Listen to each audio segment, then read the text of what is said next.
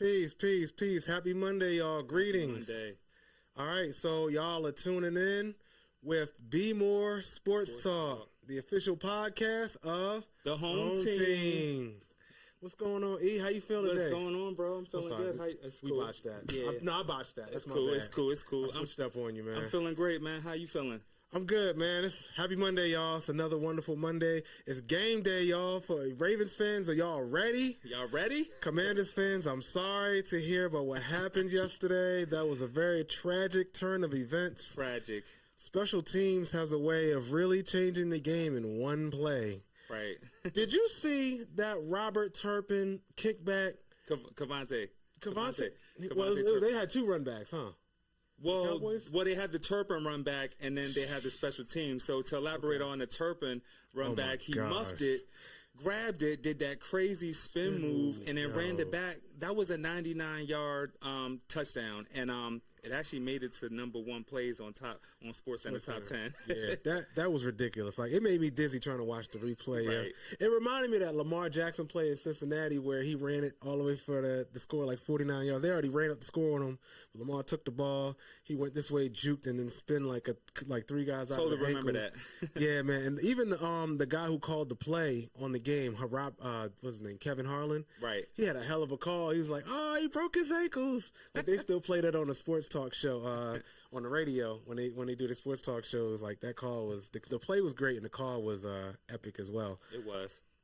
But there's that. We got a lot to catch up on in the world of NFL. It was a lot of games. College, it was a lot of games. Football, basketball, a lot of action.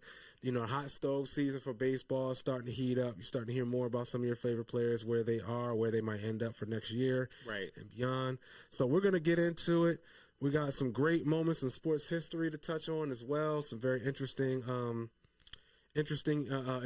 happenings for November 25th that tie into the past, but also tie into today and what's going on in current events. So hey, Eric, I heard about your Huskies. What? Yeah, they played today at 2:30. They were undefeated. They lost a close one in overtime. Lost 97-99.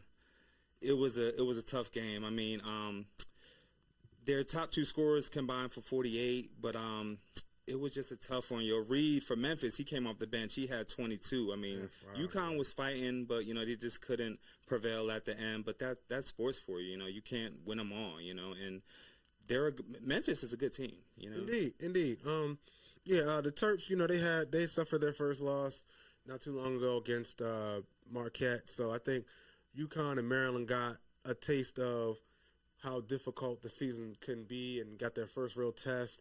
You not saying that they're gonna, you're not expected to win all 32 games. Yeah.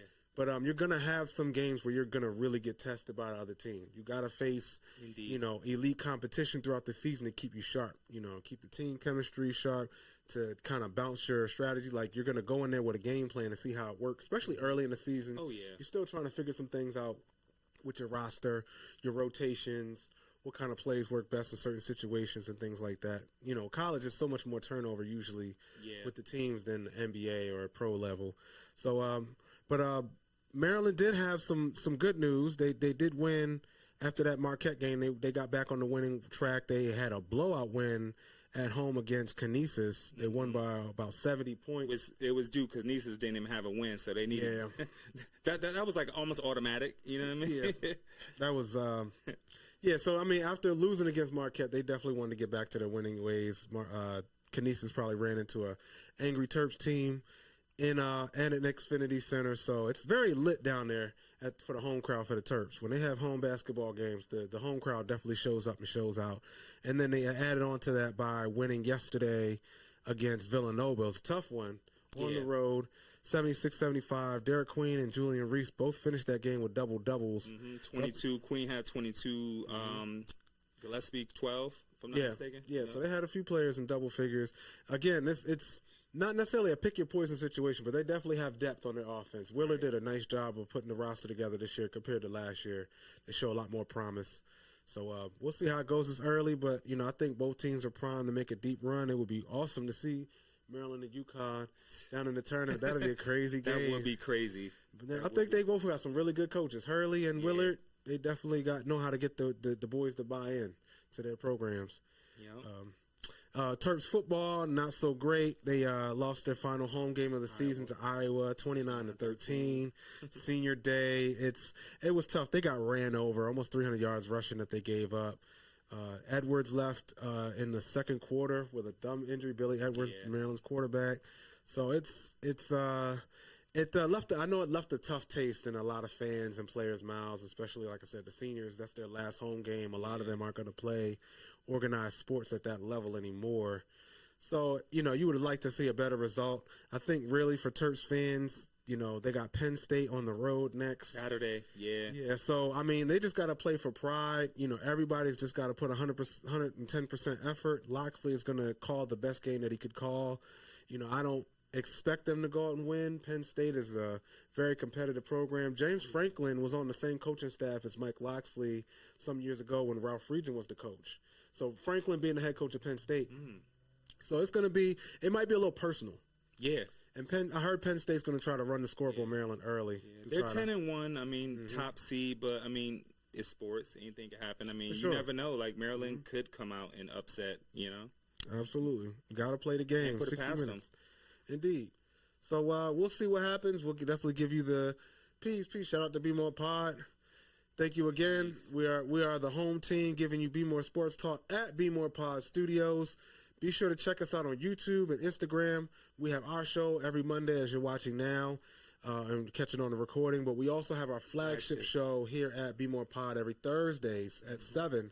And we now have 2 shows every week now. So we have 2 guests, double the fun, double the action, double the excitement, double the conversation, double the real live action. I hope you might hear. We're live in Baltimore City right now, as you may know. With sirens. The sirens going on. Bmore for you. A friend of mine from Jersey said he used to call the Siren City. Bmore? Yeah, Bmore call it Siren City. I understand why he says that now, because it's like any given night you're bound to hear sirens running through the block. So, I mean, hey, it's a busy city. Yeah, a lot goes on, but I love the people here. It's a great place to be. And I think that things are definitely getting better.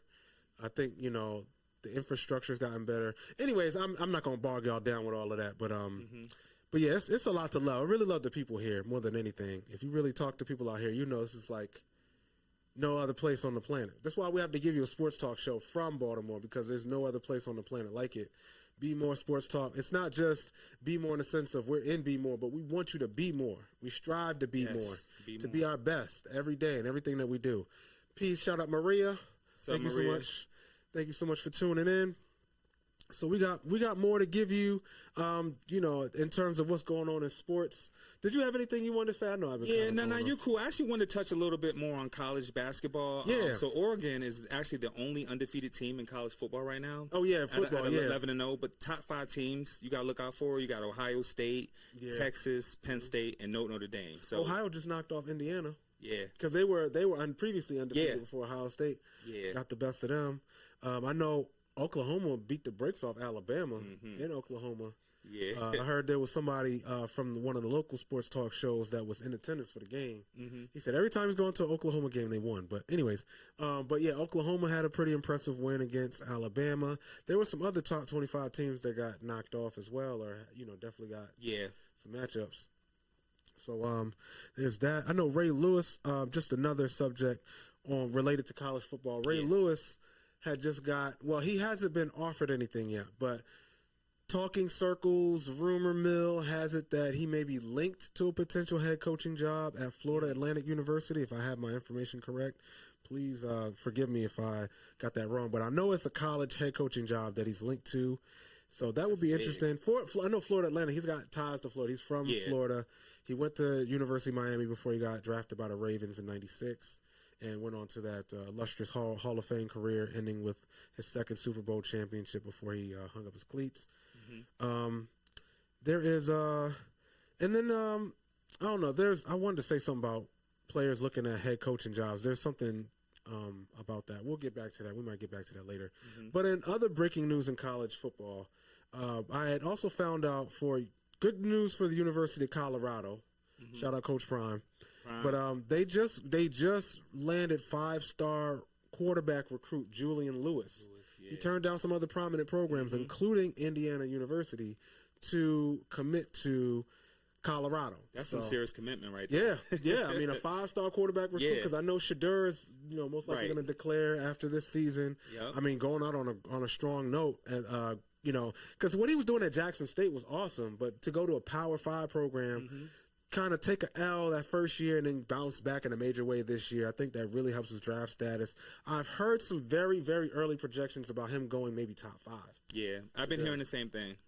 So that'd be awesome. I love seeing black excellence in sports. I think what Deion has done as a player, as a coach, as an advocate for the youth on and off the field is excellent. What he's been able to do as a coach for whatever program he's had an opportunity to coach in, he's leaving his mark. So, I think that's something that's awesome. I had heard somebody was like, I guess they wanted to stir the pot. I was listening to sports talk. I listen to sports talk all the time. I know where you're going with this. But I heard somebody was talking about Deion maybe being linked for an NFL job next year. And what do you think about that, first of all? I think that would be a beautiful thing. I mean, I think he could coach at that level. I mean, he's got the experience. I mean, knows a lot, studied the game. I mean, accolades. Like, that'd be awesome. I agree. I think it would be I think it could be a great opportunity. I think the right program at the right time will make all the difference. I don't think that he's totally against it. However, I think if you ask him now, he's probably like, I'm still not done yet at Colorado. Yeah. I would guess he would want to give that another 2-3 years, maybe, about 2-3 years before he really considers a head coach job. But I mean, I know the bag. There's only 32 head coach jobs now. They start somewhere around. Actually, I don't know how much they start, but I know that NFL head coaches get paid pretty good, somewhere in the high 7 figures. Typically, especially depending on how highly touted you are or the team that's offering, because some markets are bigger than others, so they can shell out more money for a head coaching job. Could you imagine him going to the Cowboys? Yeah, and that's been a lot. I've been hearing that a lot in the air, but it's kind of like what people want to see and wishful thinking. A package. Oh, Sanders and Prime, that'll be crazy, but that's just thoughts and rumors and fantasies. Yeah, dreams. Could come true. Yeah, yeah, absolutely. I guess we'll have to believe it when we see it. Yeah, I mean, I think that would be cool. I mean, me as a Cowboy fan, I would love it. Indeed. Well, speaking of, I feel you, Maria, and that's why I said at least 2 to 3 years, because although he wants to, I'm sure his vision is with the youth always, and I feel like even if he does leave for an NFL job, I think he's going to do a lot. Outside of working in the NFL to work with the youth. Yeah. And it's not to say that just because you leave college to go to the NFL to coach, like that's your job. You're just saying, I'm doing the same job, but I'm going to a different location to do it, maybe for a bigger salary. Right. But that's not to say that what you do outside of work, as far as how you hold down your family, how you hold down your community, and how you represent yourself where you go, that doesn't have to change. Nope. Deion was known, well, maybe not known, but he did a lot of work with the youth, a lot of off-season, even as a player.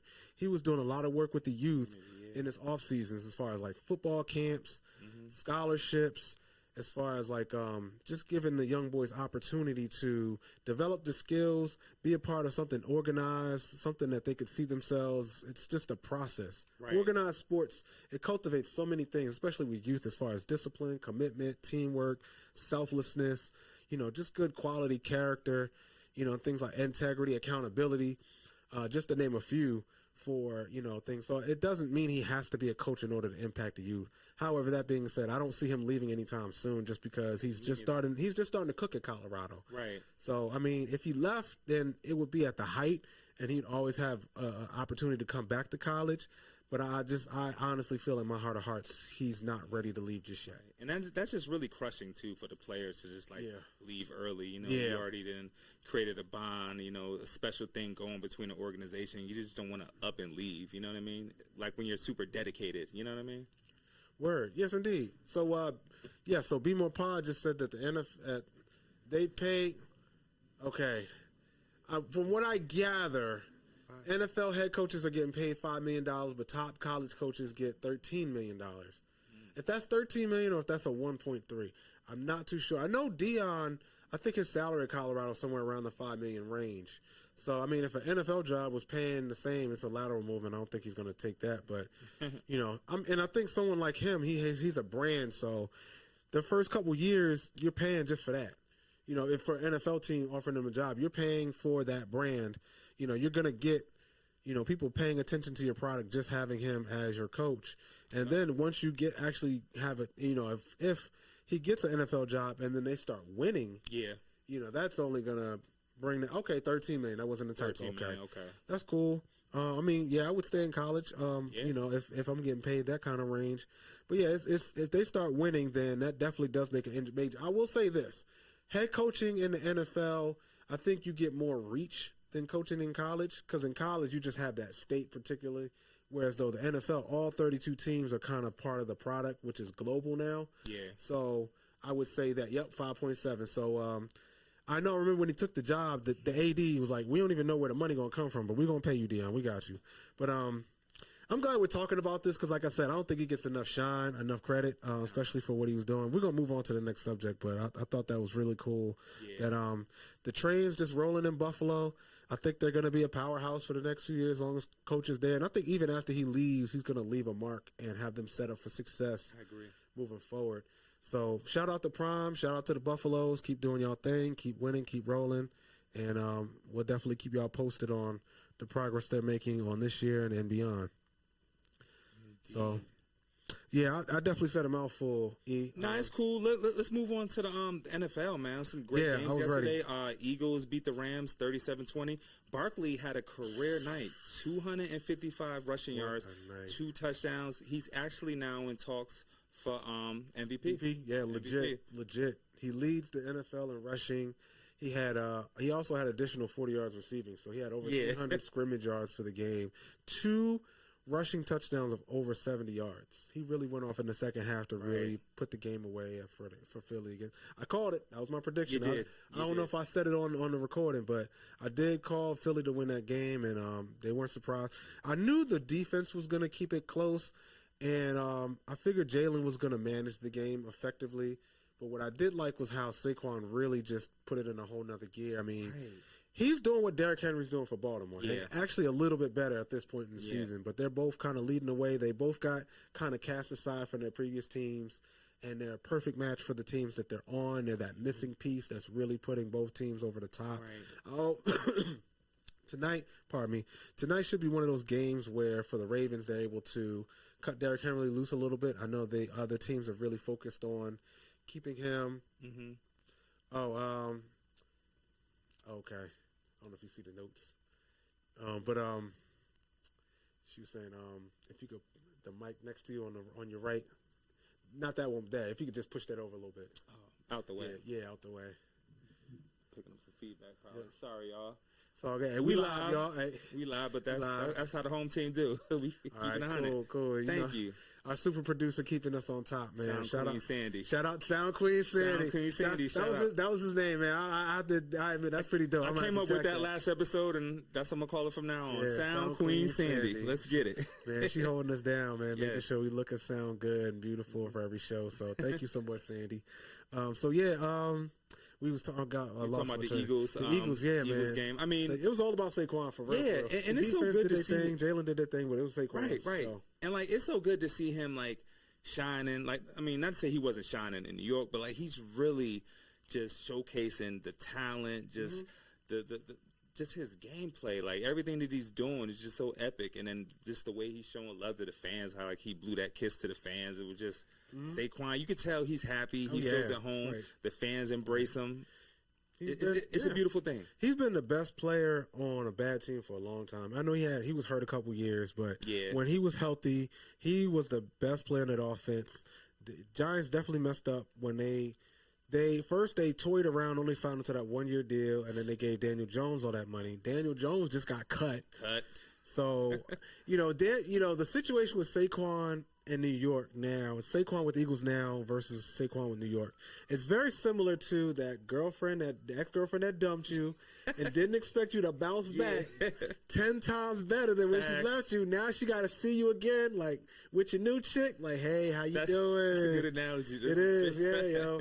My man living good right now. So, you know what I'm saying? Shout out to Philly. So, I mean, I would say in the NFC, it's pretty much down to, it's kind of like a 3 or 4 team race. I kind of thought it was just Detroit, but now you got Philly in the mix. Got the Packers. They crushed the Niners. They improved to 5 and 6. I'm sorry, 8 and 3. My bad. 3, yep. Yep. And Niners dropped to 5 and 6. 5-9. Yep. Yeah, it's looking real bleak. Detroit crushed the Colts 24-6. Another team that's got 3 straight wins, the Dolphins, man, they smashed the Pats. What, 34-15? Yeah, Tua is healthy for now. Mm-hmm. You know, it's a Sunday to Sunday thing with Tua, but while he's healthy, the Dolphins are definitely one of those. They're one of the better teams in the AFC.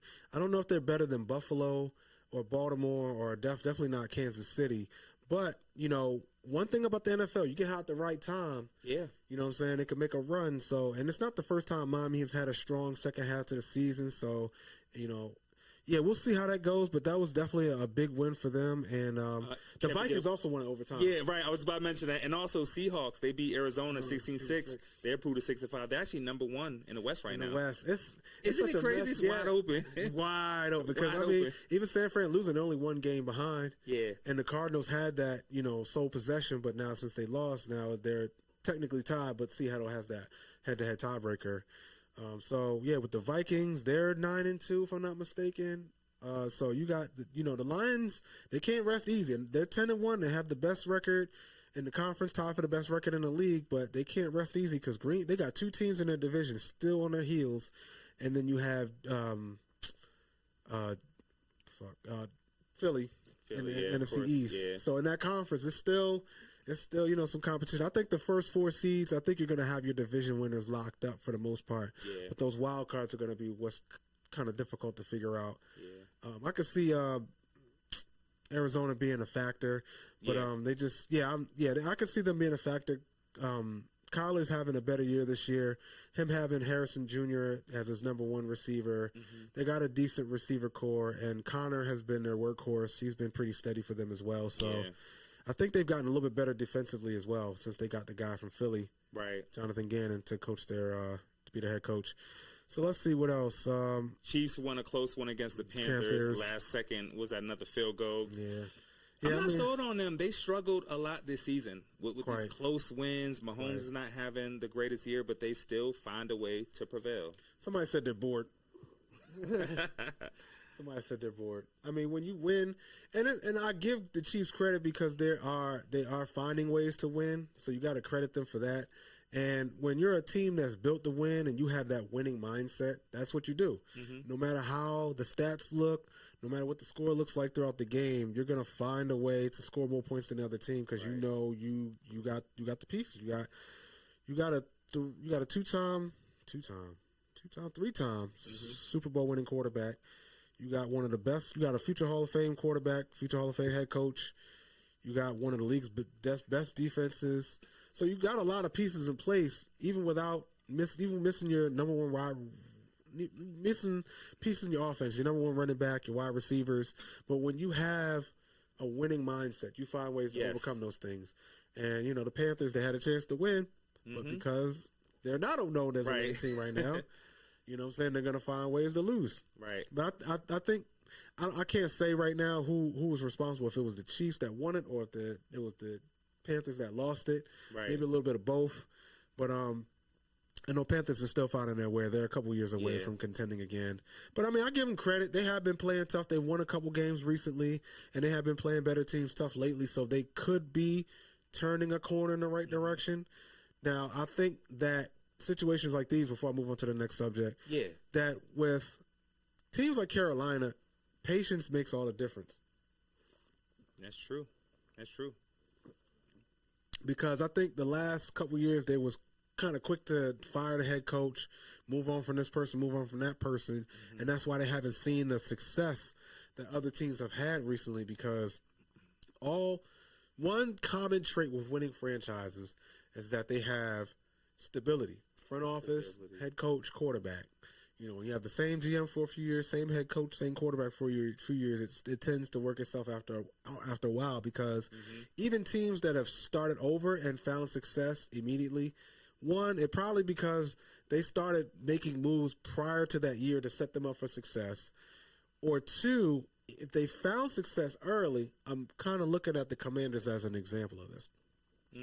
Finding success early doesn't always mean that you're good because this is a week-to-week league. Teams study you and adjust. Yeah. So you can find success early, but if you're not built to last, if you don't have a long-term plan and a long-term approach to winning, then you may find early success with a new team, with a new quarterback, but teams will adjust, and then you'll start to fade and lose your efficiency as time goes on. So you got to have a plan in place, and you got to know how to adjust to how the league adjusts to you once you start finding ways to win, because they'll challenge you in different ways that you didn't expect, and you got to find another game plan.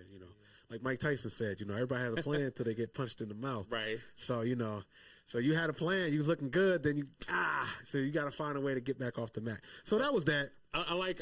Let's respond to Maria's comment. What's your prediction for tonight's game? We was going to get to that, but yeah, go ahead. She beat us to it, but I know, right? Battle of the Brothers. This is going to be. I feel like it's going to be a great game. I feel like it's going to be tight. Bowl. Right, the Harbaugh Bowl. I think it's going to be a pretty good game. I think Ravens going to prevail 27-20. That's just my prediction. Roquan is questionable. Not quite sure if he's going to play, which he probably won't. Kane is out. Perry for the Chargers is out. So they are missing some players, but I just feel like it's going to be a good game. It's a lot of hype around it, being that, it's brother versus brother. But I got Ravens 27-20. Okay. Who you got, cuz? I know, man. Well, what's your prediction? I want to hear your score prediction. Tease it. Jeez, just tease it. All right, cool. It's fine. I like to make y'all wait for stuff. Right, but, she jumped into it, though. I know, I ain't mad. Yeah. We got to give them what they want, though, at the same time, That's what the home team does. Absolutely. Absolutely. So, even though the Ravens aren't the home team tonight, I predict them to be the winner in tonight's game. Let me see if I can take a look at the odds. Yeah. For let's see. I was just looking at a parlay. I got the Ravens as last team. I need y'all to win. Seriously though, I think the Ravens gonna come out with a real good, great game plan. I think they got this. I would certainly look at the over for the total. For those looking at the books, just because I think both teams are a little shorthanded defensively. The Chargers they haven't been tested. Their run defense hasn't really been tested. They actually rank in the bottom half of the league in some metrics against the run. The Ravens the Ravens not only having Lamar and Derrick Henry and their second running back, Justice Hill, who's also an asset in the running game, passing game, and pass protection. A lot of people don't know Justice Hill is one of the better pass protection running backs in the league. He's blocked Chris Jones from the Chiefs effectively a couple times. Right, and that's not easy to do. It's not. For him, Justice Hill is he's an all-purpose back. He can catch passes out of the backfield. He can run the ball between the tackles, has the quickness to go outside, and also, like I said, he can protect Lamar in the pocket as well. So there's a lot that Justice Hill can give you. But on top of that, Keaton Mitchell might also be getting some snaps. He was featured in last Sunday's game against Pittsburgh. He didn't get a lot of action. I know they're probably going to try to slowly work him in from that knee injury that he suffered last year. But I do see him getting some touches, and I think he would be a nice change of pace to give the Chargers defense something different to look at that they might not have expected or really been able to prepare for. So getting Keaton Mitchell involved, he's that home run hitter. You just give him the ball, man. Give him a crease. Right. He can just take off. Great 40. home run Man. He's very exciting to watch. His dad was a former member of the Ravens as well, Anthony Mitchell. He played DB for the Ravens when they won their first Super Bowl. So I know Dad was proud to see him last year. Definitely excited to see him this year. So I'm going to give you a prediction in just a moment. I just wanted to see if I could look at. Oh my gosh! All right. So no. So yeah, I'm gonna predict the Ravens to win 33-24. Okay. Yeah. Lamar's gonna have a couple touchdown passes. Points. Yeah, yes indeed. I think they might have some trouble early, but they're gonna find a way in the second half to really cut loose. Defenses have a tendency to wear down. So if they stick to the run, it might not work out for them crazy in the first half. Like they're probably gonna get like 2 to 3 yards a carry, maybe 4 or 5. towards the end of the first half, but end of the third, middle, end of the third quarter and beyond, they're going to really be able to get some chunk plays on the ground. Let me ask you this. Who you think as far as the receiving core, who you think is going to have a big game as far as the receivers? For the Ravens? Yeah. Good question. Let's see. I know we was talking off air about Likely. Working him back into the game. He's a great X factor. I'm gonna say Mark Andrews is my X factor. I think he's gonna catch at least one touchdown pass tonight. Since he's come back, he's been pretty high. He's been a steady part of the offense. They haven't forgotten about him, and he's still one of Lamar's favorite targets. They just have a simpatico feel in the field. When the play breaks down, Marks knows where to find those soft spots. Lamar knows how to find them and get him the ball. So I think Andrews is going to top 65 receiving yards and a touchdown today. Okay. That's my prediction. I think Likely's going to have a couple catches as well. I could see Zay eating. He definitely going to eat. If Zay doesn't eat, then Rashad's probably going to get those opportunities. Rashad Bateman. Because he's the one that defenses tend to forget about. He gets a lot of one-on-ones because teams tend to focus on Mark Andrews, on Zay Flowers, on Isaiah Likely. Those are the ones that are most likely to get hot in the passing game.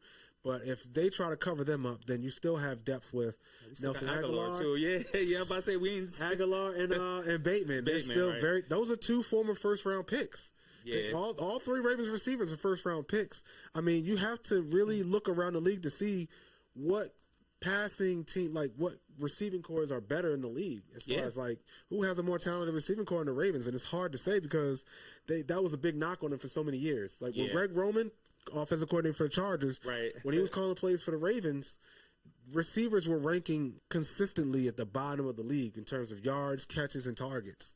He did not really care too much for the receiver position, but with Monken calling offense now, it's more balanced, and the receivers are definitely getting more shine, and it's making all the difference. Yeah. The Ravens are far from one-dimensional. They can still hurt you a lot more ways than one on the ground, but also being able to, throw the ball over defenses' heads if they try to load the box, it makes all the difference. Their offense is the only team that can stop the Ravens' offense is the Ravens.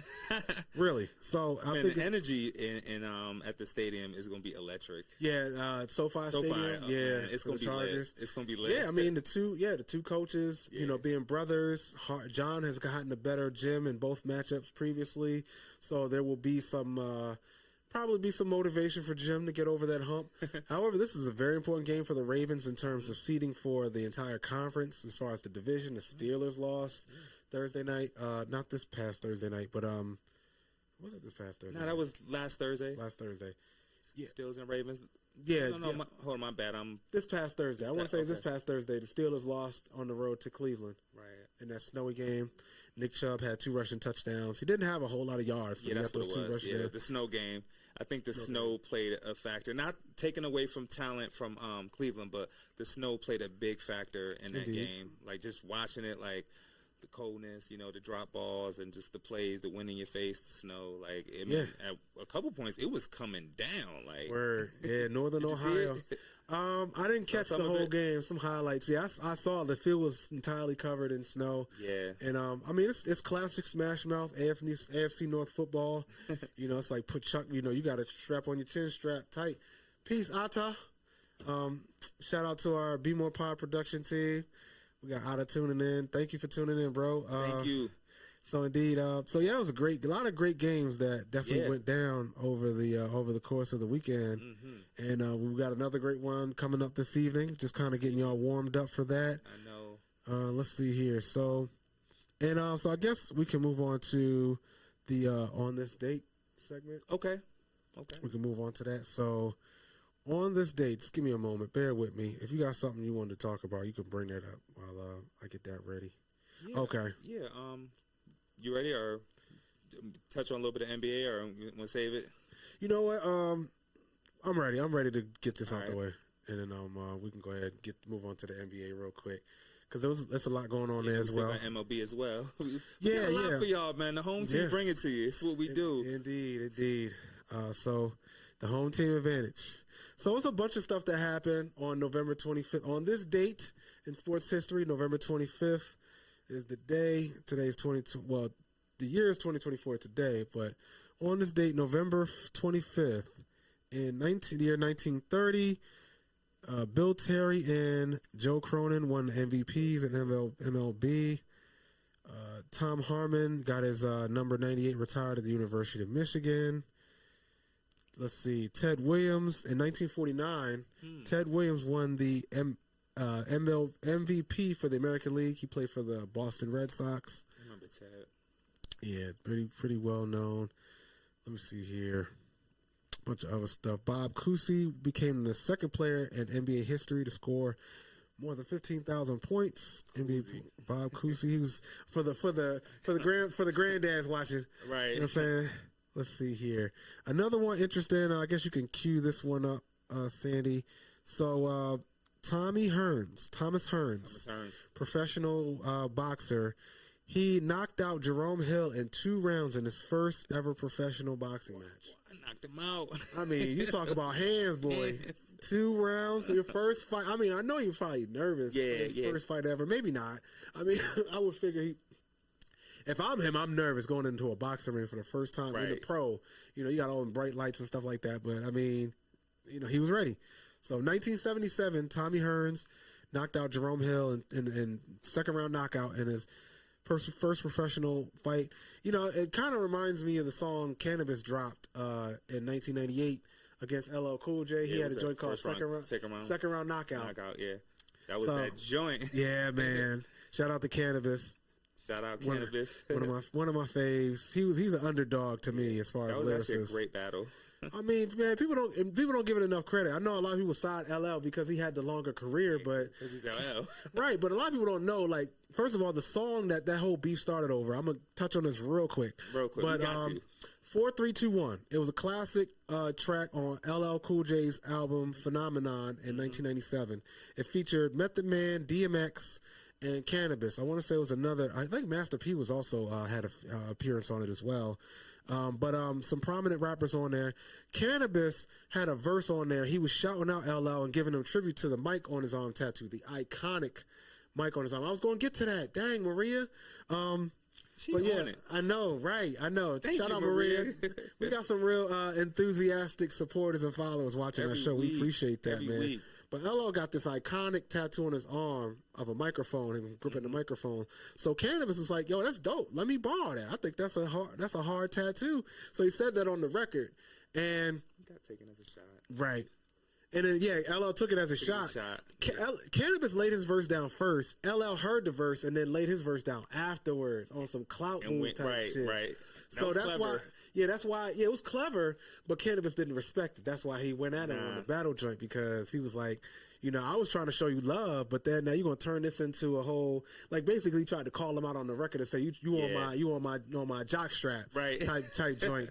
And I mean, not to say he wasn't totally wrong. And I mean, LL, you know, he pulled a move. It was a strategic move, but it was one I could understand Cannabis not respecting that. He said, I'm gonna call you out and say basically you a female dog for that. But that was a pretty iconic moment in hip hop history during that time.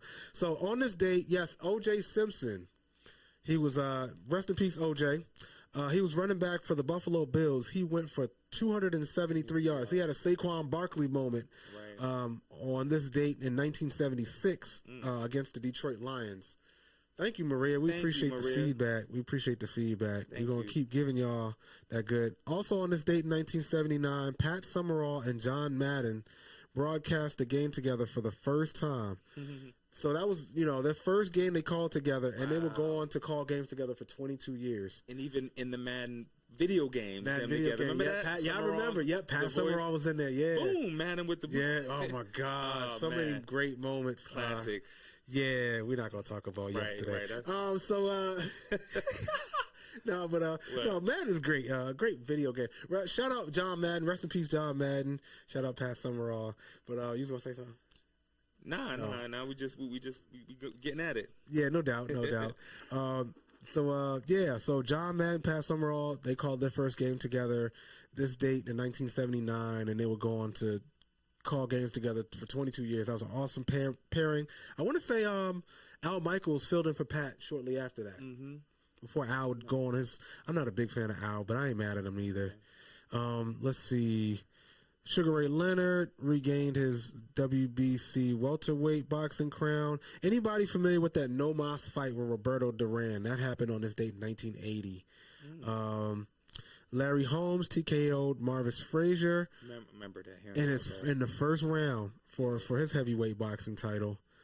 In 85, Ozzie Guillen, Chicago White Sox shortstop. He's named AL Rookie of the Year. Jose Canseco from the Oakland A's wins AL Rookie of the Year on this date in 1986. Let me see. I'm almost done. And then I'm going to end it on a strong note. So, for more recent history in sports on this day, Lionel Messi became the top all-time scorer in the UEFA Champions League back in 10 years ago. This date, November 25th, 2014, 10 years ago, Lionel Messi became the all-time top scorer in the UEFA Champions League. So Lionel Messi was going off. He got his props. And last but not least, Phillip Rivers set an all-time...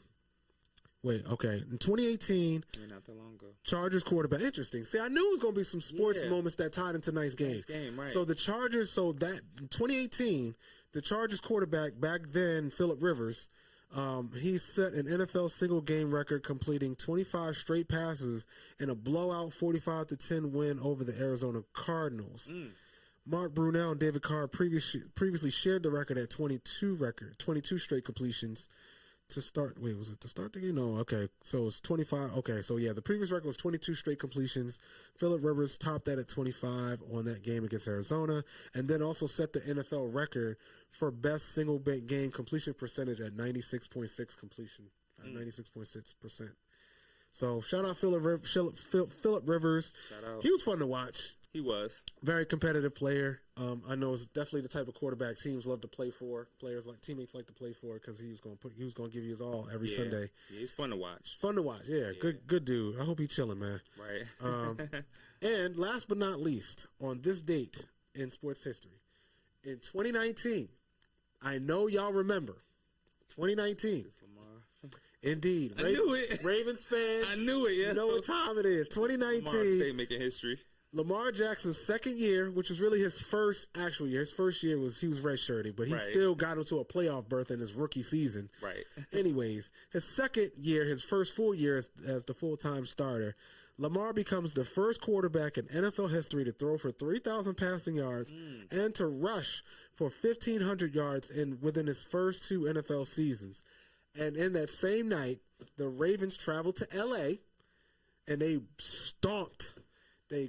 skull dragged the Rams, not the Chargers, but the L.A. Rams, 45-6. I remember Marquise Brown had a hell of a game that game as well. I think he was then a rookie for the Ravens. That was another, somewhat of a success story as far as Ravens drafting wide receivers. I know he didn't stay with the team, but I think DeCosta was starting to turn a corner as far as that stigma of the Ravens not being able to draft productive receivers. And Marquise Brown, he didn't stay, but he had his first 1,000-yard season the last year he was with Baltimore before he got traded to Arizona. And then after that, they picked Bateman, who hasn't had the numbers you were looking for, but he's still playing and competing at a high level in the league. And, of course, their last first-round pick at receiver, Zay Flowers, who many anticipate having a strong game tonight. He's top 5, top 10 in the league in receiving yards. So I think they've turned a corner in terms of being able to draft legitimate receivers now. And having a guy like Lamar to, be the orchestrator of that offense, it's perfect timing to get right at the receiver position. Also in this date in sports history, before we move on, Caitlin Clark, she made her collegiate debut for the Iowa Hawkeyes in 2020. So 4 years ago, Caitlin got her first taste of college action, recording 27 points, 8 rebounds, and 4 assists against Northern Iowa. I think they won that game, but I can't remember. But yeah, so yeah, like I said, I knew it was going to have a lot to talk about in terms of what happened on November 25th. It was a pretty eventful day, as y'all can see. So thank y'all so much. This date in sports history moment brought to you by EBJR, where we ascend to icon all day, every day. We elevate, believe, and just rise. Indeed. Elevate, you empower, you believe in yourself, man. Yeah, you can't go nowhere but up. Just continue to just rise, Indeed. So my NBA insider, what you got for us today? Oh, man, well, got to give a get well soon to Grant Hill from the Hornets. He tore his ACL yesterday. So Grant Hill? Yeah, it's not. No relation. I know you hear Grant Hill. Yeah, I was like, wait a minute. Now the young boy Grant Hill for the Hornets, he tore his ACL yesterday. He's done for season, and it was pretty gruesome. I mean, you see the video, but so we wish him a speedy recovery. Cavs still holding it strong, 17-1 right now in the East. And last episode, you asked me who their coach was. I had to go back and do some research. It's Kenny Atkinson. Yep. And he was the assistant coach at Golden State between 21 and 24. So he's the one, holding it down over there. Yep. You got the Boston 14-3. They still playing great. Sure. Golden State and OKC both tied at 12-4. So those are the top teams. Any Laker fans out there, they 10-6. Upcoming team I want to put y'all on to, Orlando Magic. I'm talking about up and coming. I've been watching them. They've been playing some great basketball. Franz Wagner. I might be pronouncing that wrong, but he's been putting in some work. Players to watch for in the league. I'm a big fan of rising stars. I like to take a look at folks. Yeah, he's actually averaging 23.6 points, 5.8 rebounds, 5.6 assists, and he played for Michigan. Okay. Yeah. Yeah. The dagger. I don't know if you saw the Laker game a couple nights ago. AD missed 2 free throws at the line. Lakers up by 2, right? All AD got to do is make 1 free throw. Falters at the line. Franz Wagner said, forget that. You know how they take it in and try to tie it up? He said, nah, I'm going for the win. Step back, pulled up, hit 3, beat the Lakers. It was a huge game. Yeah. Big win. Big win for them.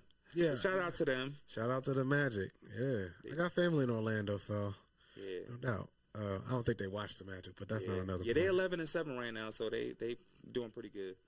Still early. Very well. Very well. Let's see here. And then what else we got going on? MLB. Yeah. So Santander and Burns. Yeah, those are the 2 biggest names buzzing on Orioles free agency. I know both players turned down their qualifying offers, which pretty much is a formality. For the top players in the league, a qualifying offer is most likely a formality. It's just, I know with teams, when they make one, it forces the other team, like if you make a qualifying offer for a player, then it forces another team to give up more compensation. Okay. If they want to pick that player up. I'm not sure if the player has to accept it or not, but I know the qualifying offer has to be made at least. If another team wants to pick them up, then they have to be willing to offer like draft pick compensation and like match the offer or something like that, match or exceed it or something like that. Free agency is interesting. Santander, he's definitely going to get a big bag. I'm hearing, this is just rumors that the Yankees are eyeing him, and then I'm hearing Corbin Burns that Mets and Red Sox are looking at him, but that's just speculation. I'm saying we have to wait, till it comes down to that time when decisions be made. But Yankees are always trying to scoop up a big name. That's just what they do. Right. I understand that they may not be able to retain Soto. The plan was for them to win the World. I think it would have been easier for them to make a decision on Soto if they won the series. I know that was definitely one of the biggest reasons why they acquired him, was to be that piece or be one of those pieces to help take them over the top, get them over the hump, which worked for the most part, except they just didn't win it all. Right. But yeah, as far as Soto's concerned, I know that the future is uncertain for him. I mean, I'm sure it's just a matter of who picks him up if the Yankees don't retain him. But but if he doesn't stay in New York, then I could see the Yankees making a push for Santander. He's definitely much more within their reach in terms of a quality bat that can not break the bank. Right. Because Soto will be priced much harder. Right. Pardon me, but I would like to see what the splits look like in terms of stats, as far as like batting average and things like that, and percentage, like on base percentage, OPS, things like that, compared to Soto and Santander. I don't think there's as big of a drop off as you might think. No, Soto's making a lot more money than Santander, but I don't think there's a huge drop off, which is why it's kind of surprising to me that, well, not surprising, but it would be a little surprising to me if the Orioles don't keep Santander, because he has been good for them for a number of years. True. Quality player, locker room guy, as well as one of the leaders on their offense. Clutch power bat. I know that his defense might not be the best, but as far as offense, he definitely brings a lot. And they don't have a lot of experienced hitters. Right. They just have a lot of young guys that they've been bringing up from the minors. But that definitely came back to bite them in the playoffs last year because they didn't have someone that could give them, a clutch bat when they needed to. They had the pitching, they had the defense, but they didn't have the offense to carry them through their first couple games against Kansas City. So, I would think that if they would want to, it would make sense to keep Santander unless they let him go and they think they could find someone to replace him for cheaper, right? Which is, I guess, but then they'll talk about spending money. So it's just like, if they let go of Santander to make room for Burns, that could make sense too. As far as I'm just speculating, just going off the dome, as far as like the way Mike Elias might be thinking in terms of how he wants to tweak the roster for next year. Right. But I do know that he has ownership support. Rubenstein said he's willing to spend money. So I don't know what they do or how they do it. Just because you spend money doesn't necessarily make your team better. But there are certain players that they've scouted, I'm sure, and they've already called about to see. I know they've considered, Blake Snell is linked to the Orioles, as well as Max Fried, Sean Manoah. I think I said that right. As far as a couple other pitchers, and I can't think of. The O's kept they signed Emmanuel Rivera. Yeah, they got him late in. He was a late spark for them offensively. Yeah. $1 million deal. They were going to non-tender him, but $1 million isn't. That's less lunch money compared to a billionaire to throw to a player to keep him on the roster. We got to give a shout out to Colton Cowser. He finished second for Rookie of the Year. Yeah, they've had the Orioles, and that's one thing I will say. Shout out to Colton Cowser. We didn't get an image for him, but it's okay. No big deal. But Orioles have one track record, one indication of their success developing the team is that over the last few years, they've been consistently getting guys in consideration for Rookie of the Year. I know Gunnar Henderson was up for consideration last year.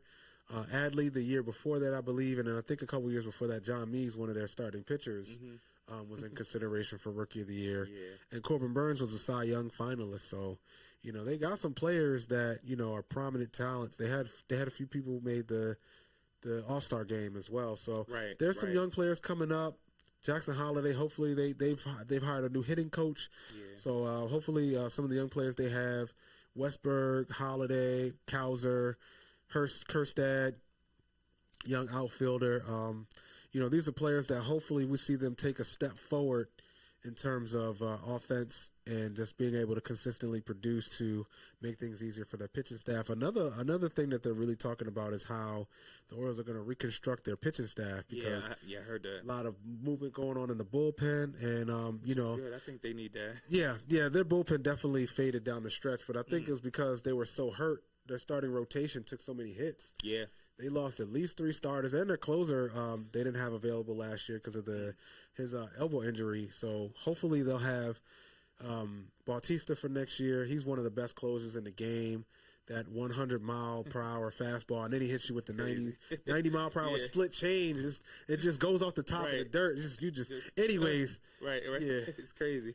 So, there's a lot to be excited about for Orioles baseball. I know they're just trying to figure out ways they can just kind of tinker the roster to add a couple extra pieces to make them a little bit better than next year. I think they're going to be contenders, man, for the next coming year.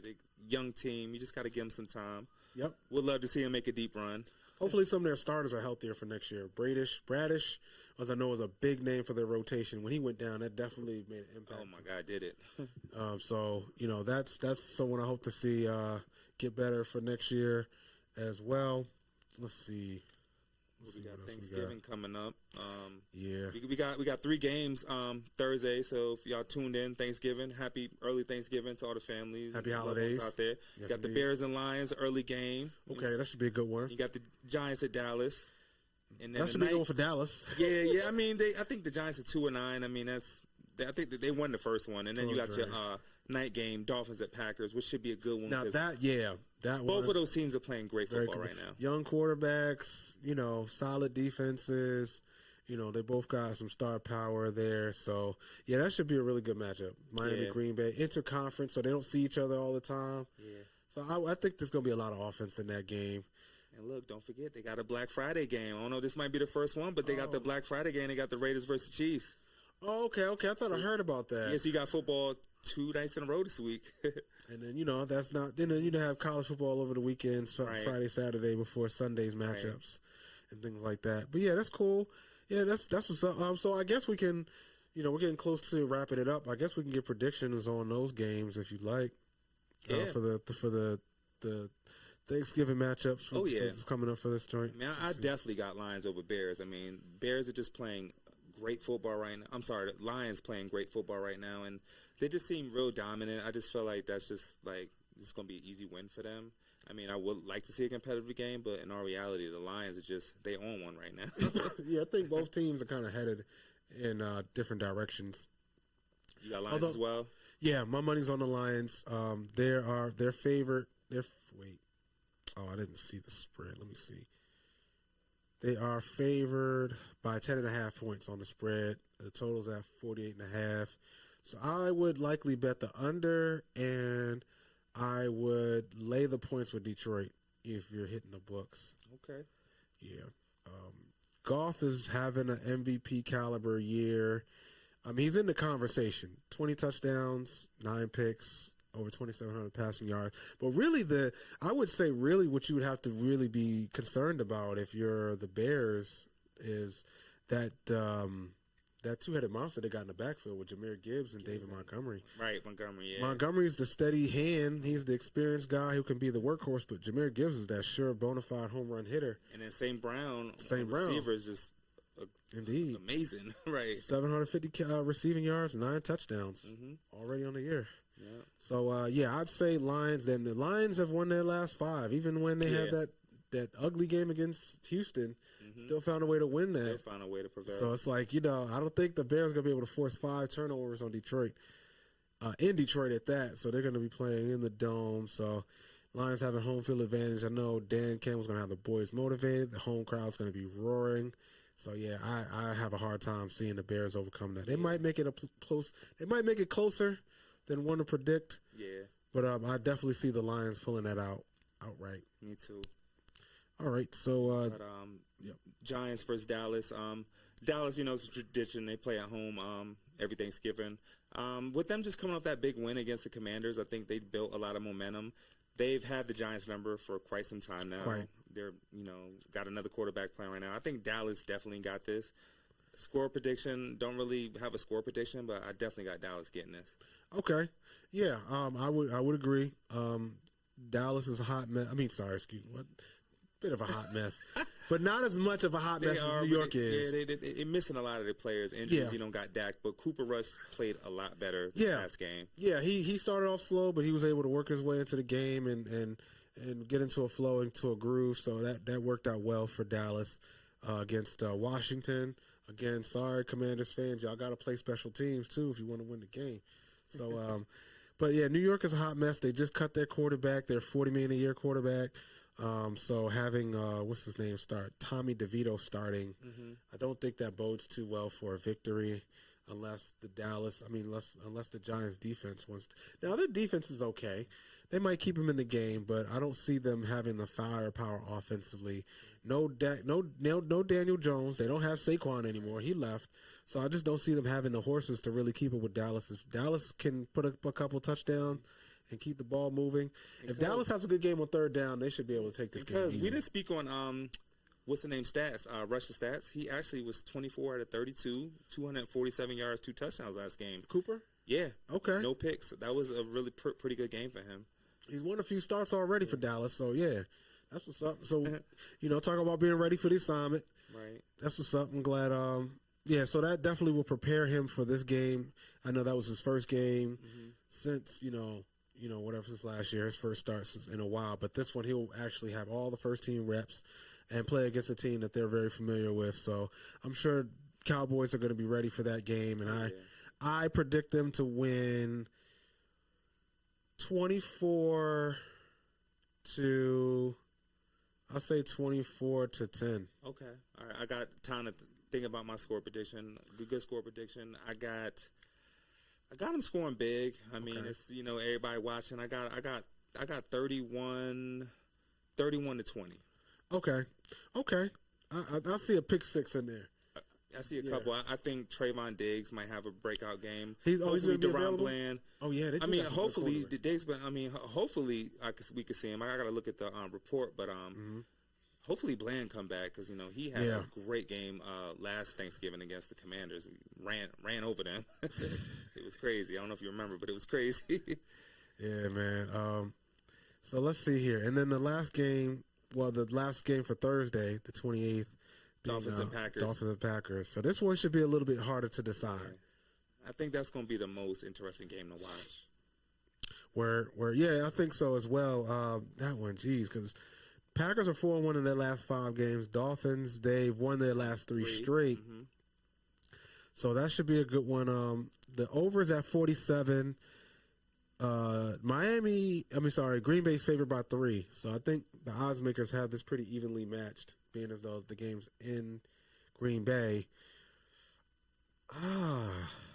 I'm going to have to say Packers for me. I mean, they're playing great football right now.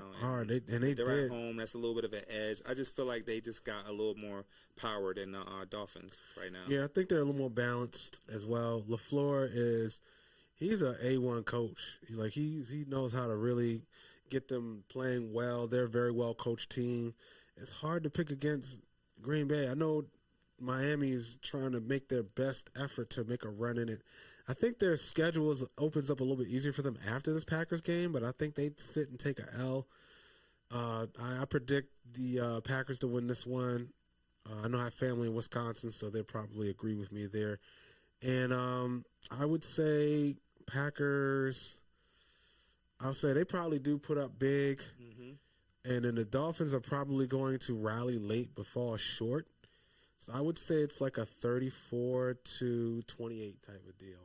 Okay. Packers. Okay. That'd probably be my got you. So that'd be my guess. I'd say Packers 28-17. Okay. I think it's gonna start off close, but I got the Packers running away with it. Yeah. That makes sense. It could definitely go either way. Fair enough. Dolphins having Anthony Weaver as their defensive coordinator, former defensive line coach for the Ravens, as well as Odell Beckham Jr. He also played receivers for the Ravens last year before he went to Miami. But Miami's got a pretty decent running back too, and he can definitely change things around if he gets going early.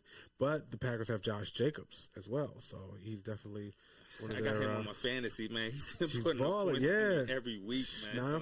944 rushing yards, 7 TDs, about 4.7 a carry. He's definitely having a great year. I think he's definitely in a better situation after leaving Oakland or Las Vegas. They actually he's playing for a legitimate quarterback and a great, upgraded coach. So shout out to Josh Jacobs. I wish him the best as far as, his season. And Jalen Reed has been another revelation for Green Bay. I watched him a little bit out of Michigan State.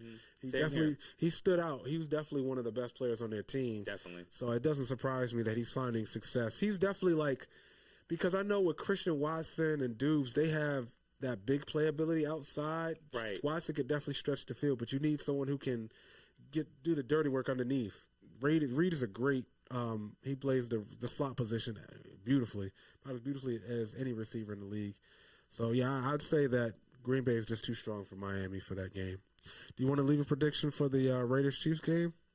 Yeah, Raiders-Chiefs. I know we're just about done. Raiders-Chiefs. Chiefs, I think the Raiders is going to be a close first half. I just got Chiefs, pulling away. I got, I say, not too high scoring. I'll say 21-14 Chiefs. Okay, that sounds about right. Yeah. I'm going to go 24-21 Raiders. Okay, you think it's upset? Yeah, I feel like this is going to be the Super Bowl for the Raiders. Okay. They're 2-9, so they don't really have much else to play for. They've probably circled this game. Yeah, they're going to give the Chiefs everything they can handle, and then some. They're familiar with them. They've beaten the Chiefs before, so it's not something they're not afraid to go to Arrowhead and steal a win. So I can see it definitely coming down to the end, and so there's that. So we gave y'all our predictions. Mm-hmm. Gave y'all a great show. Thank y'all for tuning in. For those who are watching us live, those who will be watching the recording later, thank you for tuning and watching. Pardon me, y'all. We're gonna get better soon for next show. But please please comment, please share, please subscribe to BMore Pod. We're on YouTube as well as Instagram every Monday and every Thursday. Catch us on the flagship show on this upcoming. Oh, I apologize. I totally forgot that. I forgot several times that it's a holiday coming up. Thanksgiving. That's how the days just be going by. So time flies. Indeed. So we're going to get up out of here. So we'll definitely catch y'all next Monday and give y'all a recap of the action that we predicted on and what's going down. So was there anything you wanted to say before we leave? Yeah. I just want, like, everybody out there, you know, like, who's pursuing something in life, they got big dreams. I want y'all to just keep following your dreams, striving for success, and just keep ascending, you know, ascend the icon. Like, that's just what it is. Like, you want to elevate, believe, and with that mindset, you're just going to keep rising. I want to give a shout out to all my family back home, my beautiful wife. I love you. I just want to thank everybody for tuning in to Bmore Sports Talk Pod. Salute. Home team. The home team. See y'all next time. Indeed. If y'all watching us, you're supporting us, you are part of the home team. And thank you again for tuning in to Bmore Sports Talk, the official podcast of the home team, where we give you the home team advantage each and every Monday at 7. So thank you again. The clock has hit 000. We out. Thank you. It's a wrap. Peace. Peace.